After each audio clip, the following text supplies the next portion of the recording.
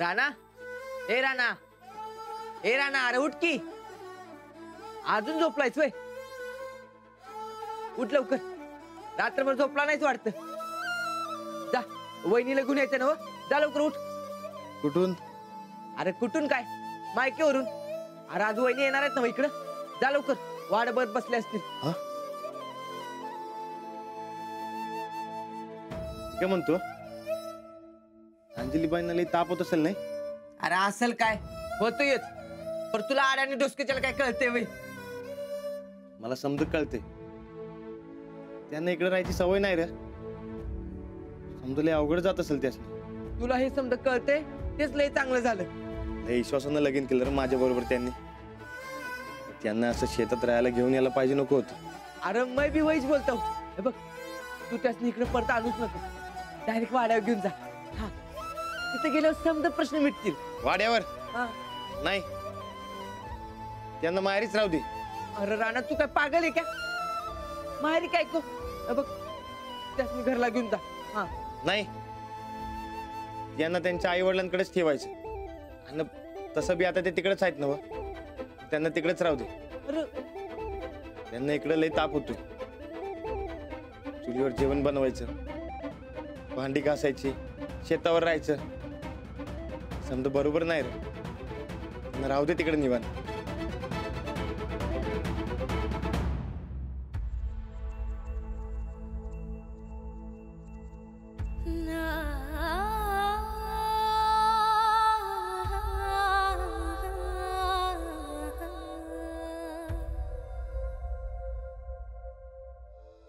अंजू, अगं सकाळी सकाळी एवढी तयार होऊन कुठे चाललीस ग? कुठे म्हणजे? घरी नाही का जायचं मला? राणाजींचं एव्हाना आवरलं सुद्धा असेल. आज तालमीत गेले असतील ना, तर तिकडून इकडेच येतील मला आणायला. ते येतील ग केव्हा यायचं तेव्हा. तू कशाला आतापासून एवढं आवरून ठेवलेस? ते आल्यावर तयार व्हायला कितीसा वेळ लागतो? नाही ग, नको. मी आवरूनच ठेवते. उगाच माझ्यामुळे त्यांच्या दिवसभराच्या कामांमध्ये उशीर नको ना. ते आले की आम्ही लगेच निघू. ऐक ना, आज दोघं तुम्ही इथे जेवा आणि निवांत घरी जा. नाही, नको. मीच जाऊन जेवण बनवे आणि मग आम्ही दोघं एकत्रच जेवू. अगं त्यांना इकडचं जेवण नाही ग जमणार. आलेच मी देवाला नमस्कार करते.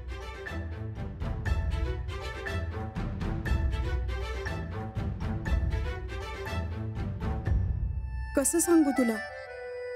तू आता काही दिवस इथंच राहायचेस. जोवर हा शेताचा प्रश्न सुटत नाही तोपर्यंत मी नाही जाऊ देणार तुला. तुला आहेस काय?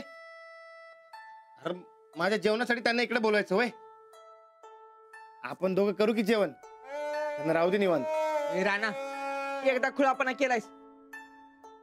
सफरचंदाचे काप नीट परतल्यानंतर त्यामध्ये दालचिनी पूड आणि मध घालून पुन्हा नीट परतून घ्यावं. बटर लावलेल्या ब्रेडवर सफरचंदाचे तुकडे, बदामाचे तुकडे, टुटी फ्रुटी, डार्क चॉकलेट आणि मीठ घालून दुसरा ब्रेडचा तुकडा त्यावर ठेवून वरच्या बाजूला बटर लावून घ्यावं. एका बाउलमध्ये स्ट्रॉबेरी सिरप आणि क्रीम घालून सॉस तयार करून घ्यावा. तयार सँडविच पॅन मध्ये बटरवर ग्रिल करून घ्यावं आणि स्ट्रॉबेरी सॉस बरोबर सर्व्ह करावं.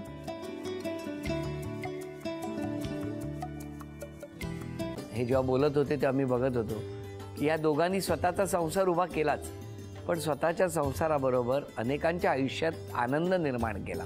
तो आनंद महत्त्वाचा. हसत राहा, आनंदी राहा असं म्हणत शुभेच्छा देऊया.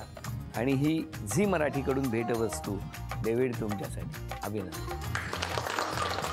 आणि वहिनींना तथास्तू पुणे यांच्याकडून ही पैठणी. अभिनंदन.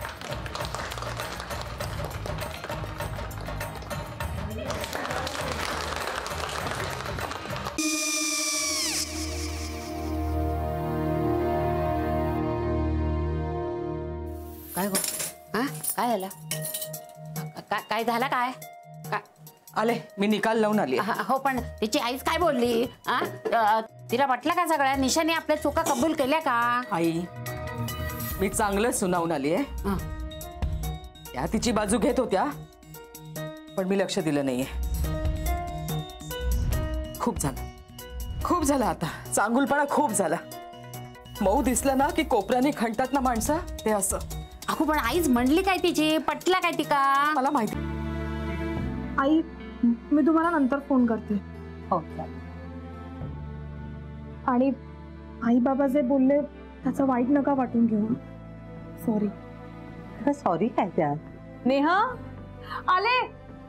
आई मी येते. होय काकू येते.